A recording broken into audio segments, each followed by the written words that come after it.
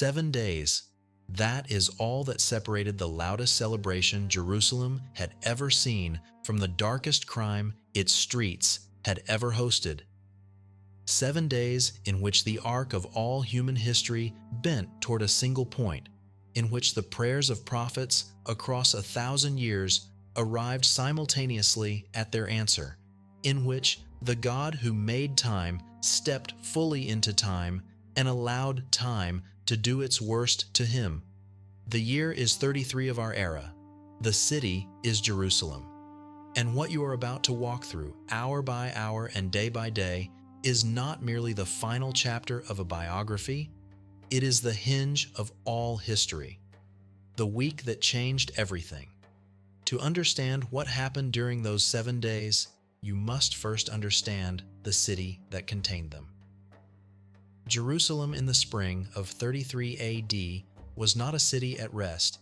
It was a city stretched to its absolute limit by the convergence of the sacred calendar and the political tensions of an occupied nation. In ordinary times, the city housed somewhere between 80 and 100,000 people within its walls and in the surrounding neighborhoods. But during Passover, those numbers swelled beyond recognition. Pilgrims arrived from every corner of the known world, from Galilee in the north and from the Decapolis to the east, from Egypt, where an ancient and thriving Jewish community had existed since before the Babylonian exile, from Babylon, from Rome, from the furthest reaches of the Mediterranean diaspora. Josephus, the Jewish historian writing in the 1st century, records figures as high as 2.5 million people converging on Jerusalem for the feast, though modern historians apply more conservative estimates in the range of 200 to 300,000. Even at the lower end, the number is staggering. The city's narrow streets, built for a fraction of that population, became a compressed mass of bodies, animals, commerce, prayer, and expectation. The streets were not wide by any standard. The main thoroughfares of the upper city, where the wealthier families lived in homes with courtyards and second floors, were barely enough to allow 2 loaded donkeys to pass each other. The lower city, built into the slopes of the Tyropoion Valley, was a denser maze of smaller homes, workshops, and market stalls where the smells of fresh bread, live animals, spices, and unwashed bodies merged into something that hit you the moment you passed through any of the city's gates. During Passover, every inn was full. Every available room had been rented at a premium. Families spread bedrolls across rooftops under the spring stars. The valleys surrounding the city were covered with the tents and fires of the thousands who could find no space inside the walls. It was in this Jerusalem at full pressure, at maximum density, at peak religious fervor, that a rabbi from Galilee arrived with 12 disciples at the end of a 3-day journey from Jericho, fully aware that he was not walking toward a celebration. He was walking toward an altar, the 10th of Nisan. This date matters more than it might initially appear. According to the instructions God gave to Moses in the 12th chapter of Exodus, the Passover lamb was not to be selected on the day of the sacrifice. It was to be chosen 4 days before, on the 10th of the month, and kept under observation during that time. The family would come to know the animal. They would watch it, care for it, confirm its perfection. And on the 14th, in the afternoon, they would bring it to the temple. On this particular 10th of Nisan, as thousands of Jewish families across Jerusalem and its surroundings were selecting their lambs and bringing them into their homes, Jesus of Nazareth was descending the western slope of the Mount of Olives on a young donkey that had never been ridden before. The convergence of these two events on the same morning of the same day in the same city is not a literary device. It is the signature of God written in the grammar of history. The crowd that formed around him had been building since Jericho. Word had traveled ahead of him, as it always did, but on this morning it carried something different, something that moved like fire through dry grass. The healing of blind Bartimaeus outside Jericho had confirmed for many what they already hoped. But it was the raising of Lazarus, which had occurred just days earlier in the village of Bethany, less than 3 kilometers from Jerusalem, that had sent a wave through the city, which the religious authorities had been unable to contain. The Sanhedrin had met in emergency session. They had resolved that Jesus must be eliminated before the fever spread further, and yet the fever was already everywhere. People had been talking about Lazarus, the man who had been dead 4 days, who walked out of his tomb still wrapped in grave cloths, who was now sitting at dinner in Bethany eating fish. And now the man who called him back from the dead was coming to Jerusalem. What followed was spontaneous in the way that only the deepest human instincts are spontaneous. People took off their outer garments and laid them on the road. Others cut palm branches, the ancient symbol of Jewish national triumph, dating back to the Maccabean victories, and spread them in his path. And they began to shout, "Hosanna to the Son of David! Blessed is he who comes in the name of the Lord! Hosanna in the highest!" The words were from Psalm 118, the final psalm of the Hallel, the very psalm that would be sung at the Passover Seder 4 days later. The crowd was not choosing their words randomly. They were placing Jesus inside the liturgical framework of the feast, whether they fully understood what they were doing or not. They were calling him by the title the feast anticipated. They were welcoming him as the fulfillment of what the feast had always promised. The Pharisees in the crowd were alarmed. They pushed through to him and demanded that he rebuke his disciples for their proclamation. Jesus answered with a phrase that has echoed across 20 centuries. "I tell you, if these were silent, the very stones would cry out." Luke 19:40. There are moments when the weight of what is actually happening is so immense that the universe itself presses toward acknowledgement. This was one of those moments. The stones of Jerusalem were millennia old. They had heard the footsteps of priests and prophets, of kings and conquerors. And if the voices had gone silent, they would have remembered. Luke records something that none of the other gospel writers preserve, a detail that seems almost impossible in the midst of the celebration, and yet is perfectly consistent with everything we know about the man. As Jerusalem came into full view from the crest of the Mount of Olives, Jesus stopped, and he wept. Not quietly, not privately. He wept over the city with a grief that Luke describes with a word that implies uncontrolled sobbing, the deep breaking open that comes when the loss is too immense for composure. "O Jerusalem, Jerusalem, if you had known on this day, even you, the things that make for peace, but now they are hidden from your eyes." Luke 19:42. He was entering the city that was about to kill him, and he was weeping for the city, not for himself. That is the first portrait the last week offers us. Sovereign grief. The king who wept over the kingdom that was about to reject him. The judge who mourned the sentence before he pronounced it. When he reached the temple courts, he drove out those who were buying and selling within them, overturning the tables of the money changers and the seats of those selling doves. This was not, as it is sometimes depicted, a moment of uncontrolled emotion. It was a deliberate prophetic act that would have been unmistakable to anyone formed by the Hebrew Scriptures. He was quoting 2 prophets simultaneously. "My house shall be called a house of prayer for all nations," from Isaiah 56, "but you have made it a den of robbers," from Jeremiah 7. The combination was explosive in its implications. Isaiah's vision was of a temple that would draw all the nations of the earth toward the God of Israel.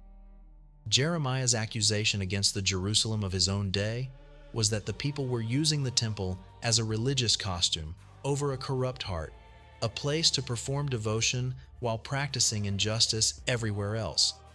Jesus was declaring both failures at once, and he was doing it publicly in the most visible space in the most sacred place in the world, during the week when the entire Jewish world was watching.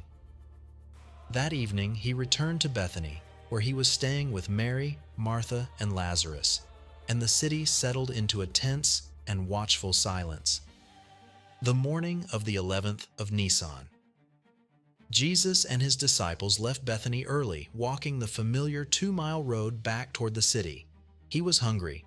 Near the road there was a fig tree, thick with leaves, full of the green promise of what leaves mean on a fig tree. Mark records that he went to it looking for fruit and found nothing but leaves, because it was not the season for figs. And he said to it, "May no one ever eat fruit from you again." Mark 11:14. The disciples heard it. They said nothing, but they remembered. What the fig tree represented theologically has occupied biblical commentators for centuries, and rightly so. In the Hebrew prophets, the fig tree is one of the primary symbols for Israel, for the covenant community, for the nation that bore the leaves of religious practice without the fruit of genuine relationship with God. Jeremiah used it, Hosea used it, Micah used it. Jesus was not cursing a plant. He was enacting in the physical world a prophetic statement about what had become of the covenant. Leaves without fruit, form without substance, religious activity without the life that was supposed to animate it, and the tree died from its roots. The day in Jerusalem that followed was a full day of teaching in the courts of the temple. The blind and the lame came to him, and he healed them. The children were shouting Hosanna in the temple courts, and the chief priests were indignant and demanded that he silence them. He answered them with Psalm 8, with the ease of a man who knew the scriptures not as a collection of texts to be cited, but as the living word of the God he had known before the texts were written. That evening they left again. The lesson of the fig tree was still being processed. By morning it would be undeniable. The 12th of Nisan. As they passed the fig tree on the return journey into the city, Peter noticed, "Rabbi, look, the fig tree that you cursed has withered." Mark 11:21.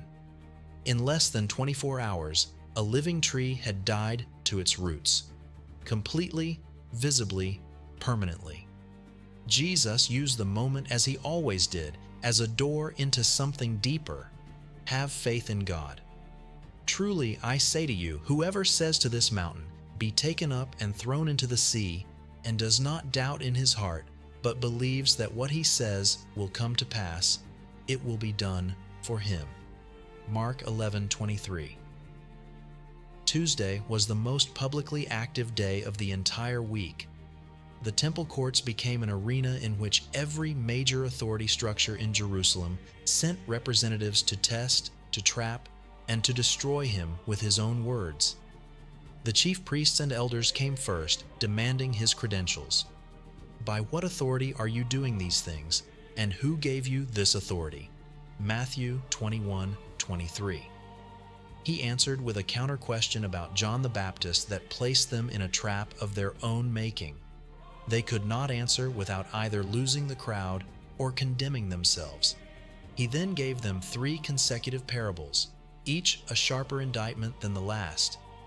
The parable of the 2 sons, the parable of the tenants, which ended with a stone rejected by the builders, becoming the cornerstone and the builders losing the vineyard.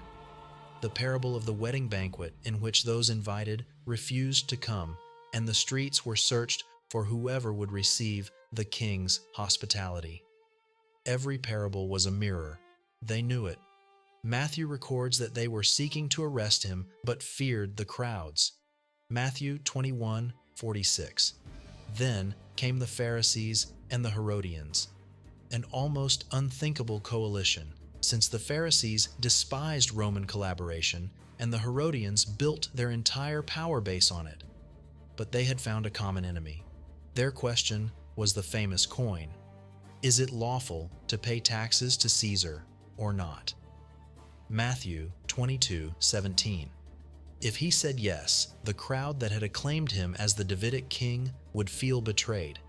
If he said no, the Romans would have grounds to arrest him, as a political insurgent. His response, with the coin of tribute in his hand, did not merely escape the trap. It permanently reframed the relationship between political authority and divine sovereignty. Render to Caesar the things that are Caesar's, and to God the things that are God's. Matthew 22:21. Every subsequent generation of Christians living under every subsequent form of political power has had to work out what those two categories contain.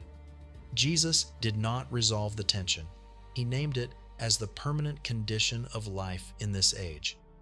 The Sadducees came next with their trap about the resurrection, framed as an absurdist scenario about a woman married in succession to 7 brothers. He dismantled their premise from within their own scriptures, from the book of Exodus they accepted as authoritative, where God says to Moses, "I am the God of Abraham, the God of Isaac, and the God of Jacob." Present tense. Not I was, I am. God is not the God of the dead, but of the living. Matthew 22:32. The resurrection was already grammatically embedded in the earliest layer of the Torah. A scribe, who was listening with something closer to genuine inquiry than the others, asked which commandment was the greatest. The answer Jesus gave would define the ethical and theological architecture of Christianity for 2,000 years. Love the Lord your God with all your heart and with all your soul and with all your mind. This is the great and first commandment, and a second is like it. Love your neighbor as yourself. On these 2 commandments depend all the law and the prophets. Matthew 22:37-40. Everything the law had ever required and everything the prophets had ever demanded could be derived from these 2 loves. Nothing was excluded. Nothing was added that was not already contained. By the time he finished, Matthew records that no one dared ask him any more questions. Matthew 22:46. The intellectual offensive had been exhausted, and then he went on offense. The sequence of 8 woes directed at the scribes and Pharisees in Matthew 23 is the most concentrated public rebuke in all 4 Gospels, each one beginning with "Woe to you, scribes and Pharisees, hypocrites." It was not personal bitterness, it was prophetic surgery, the same knife Jeremiah had used in the same city 6 centuries earlier. The language of a God who is unwilling to watch the people he loves be misled by the people who claim to speak for him. Then he sat across from the temple treasury and watched the offerings. The rich made their deposits loudly, abundantly, visibly. Then a widow came, 2 copper coins, a lepton each, the smallest denomination in circulation, less than the cost of a cup of water. He called his disciples to him and said, "Truly I tell you, this poor widow has put in more than all of them, for they all contributed out of their abundance, but she, out of her poverty, put in everything she had to live on."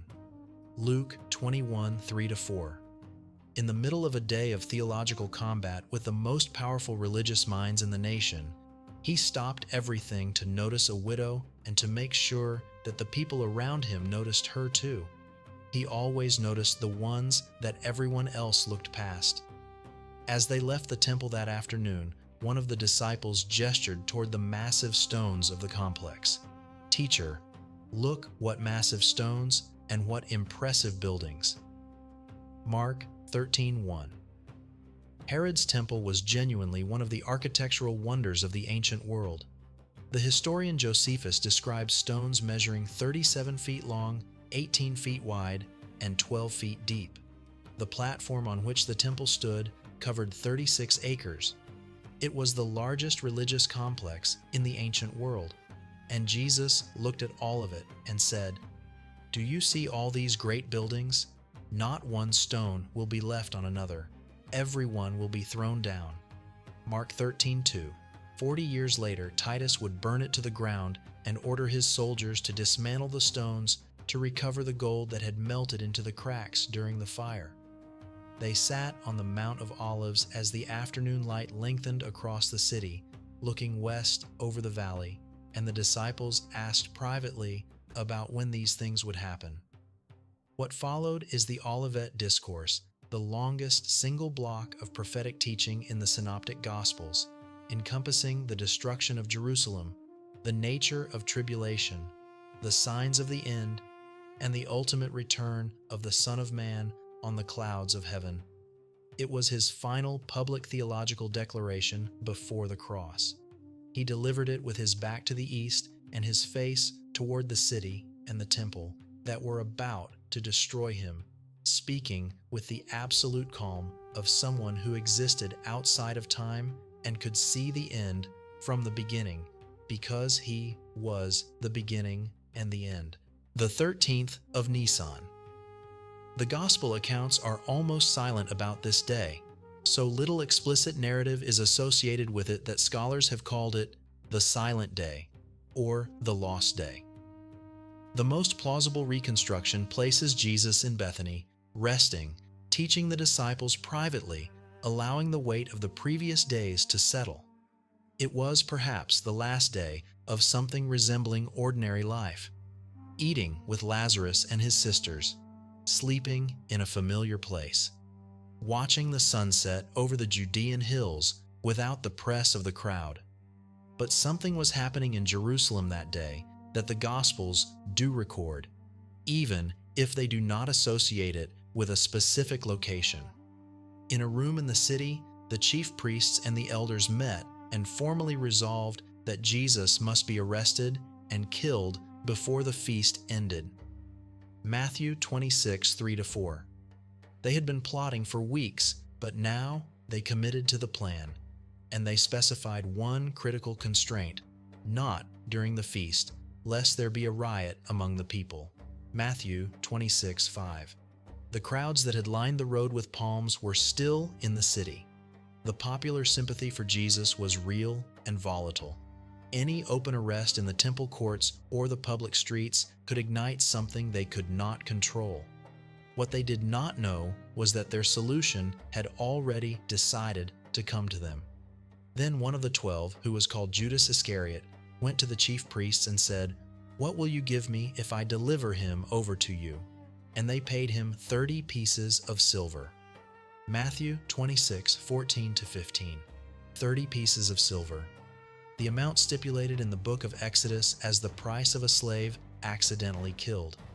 The exact sum that the prophet Zechariah, writing 5 centuries earlier, had named as the price the Good Shepherd's own people set on him. Zechariah 11:12. This was not a coincidental number. It was a fulfillment so specific that it reads as a price tag affixed to the plan before the plan existed. Wednesday ended. Somewhere in Bethany, the Son of God perhaps sat under the stars he had named and counted the hours that remained. The silence of that day is itself a kind of message. Not every hour of the most important week in history was dramatic. Some of it looked like resting, like eating, like the ordinary texture of a life lived fully in the present moment, even when the present moment was the eve of everything. The 14th of Nisan, the day of preparation for Passover. Across Jerusalem that morning, the final search for leaven was being conducted in every Jewish home, a ritual in which the head of the household moved through every room by lamplight, gathering any last traces of leavened bread to be burned before the festival began. The house had to be purified. The lamb had to be ready. Everything the Exodus had commanded had to be in its place before sundown. Jesus sent Peter and John into the city with instructions that are notable for their precision and their mystery. Go into the city, and a man carrying a jar of water will meet you. Follow him. Mark 14:13. In first century Jerusalem, carrying water was women's work. A man with a water jar in the crowded Passover streets would have been immediately visible, a signal that only those looking for it would recognize. Someone had made careful arrangements. The upper room they were led to was large, furnished, and prepared. Someone had known or been told that this room would be needed and had made it ready. The full account of what happened in that upper room, from the washing of feet to the institution of the Eucharist, From the identification of the betrayer to the high priestly prayer of John 17 is covered in depth in our video dedicated to Holy Thursday.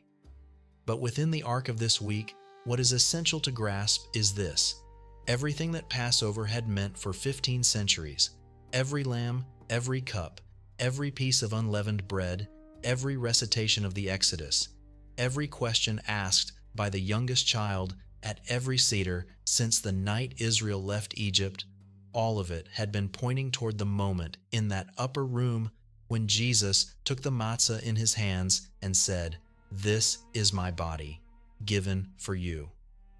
Luke 22:19. He was not creating a new ritual. He was revealing what the oldest ritual had always contained. After the meal, after the hymn, they walked out into the Jerusalem night, crossed the Kidron Valley, and climbed the lower slope of the Mount of Olives to the Garden of Gethsemane, the olive press. What occurred there in the darkness belongs to its own account. But within this week, Gethsemane is the hinge. The cross was the execution of a decision. Gethsemane was where the decision was made final. Not my will, but yours. Luke 22:42. Obedience completed in a garden, at night on his knees, with the disciples asleep and the torches of the arresting party already visible through the trees. They came. He did not run. He was taken. The full account of the crucifixion, from the trials before Annas and Caiaphas, to the morning examination by Pilate, to the scourging and the road through the city and the 6 hours on the cross, belongs to our video on Good Friday. It is a day that demands its own uninterrupted space and silence, but in the arc of the week, one moment cannot be passed over. At the moment of Jesus' death, the curtain of the temple was torn in two from top to bottom. Matthew 27:51. The inner veil that separated the Holy of Holies from the rest of the temple, the massive embroidered barrier that ancient sources describe as 60 feet in height and as thick as a man's palm, the boundary that only the high priest could cross once a year on the Day of Atonement carrying the blood of the sacrifice, that veil tore from top to bottom, not from the bottom where human hands would reach. From the top, as though the hand doing the tearing was on the other side, the way was open. The sacrifice that the veil had guarded access to had just been offered once, completely, permanently, outside the city wall. The symmetry of the week closed with surgical precision. The day that began with families bringing their Passover lambs to the temple for sacrifice ended with the Passover lamb being sacrificed at the same hour, in the same city, for all of them, for all of us, for once and for all. The 15th of Nisan, the Shabbat, the day of rest. Jerusalem was quieter on this day than it had been all week. The feast was being observed. The markets were closed.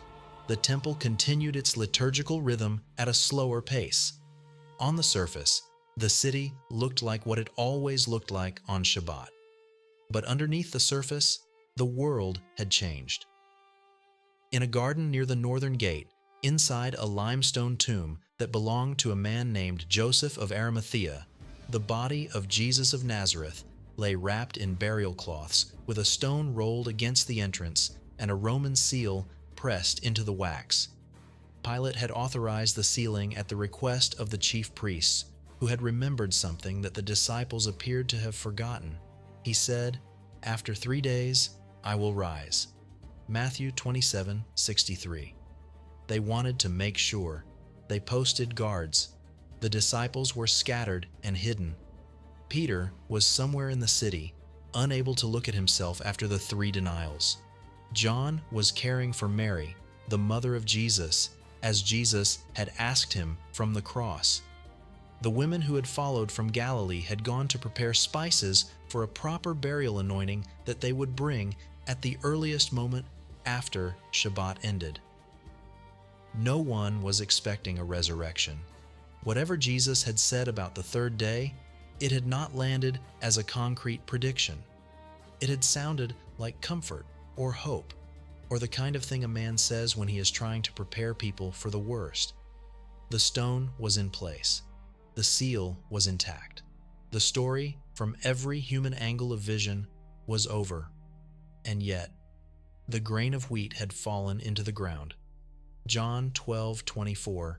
Jesus himself had said it in the days before the week began, when the Greeks came asking to see him, and he spoke about his death as the condition of a harvest. Unless a grain of wheat falls into the earth and dies, it remains alone. But if it dies, it bears much fruit. Grains of wheat do not stay in the ground. They are designed for what comes after. The Shabbat ended at sundown. The first day of the new week was beginning.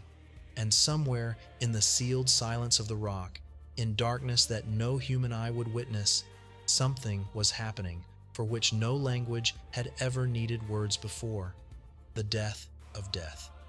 The beginning of a body that would never die again. The first movement of a life of a completely new order. The week was not over. It had barely begun. 7 days. That is how long it took.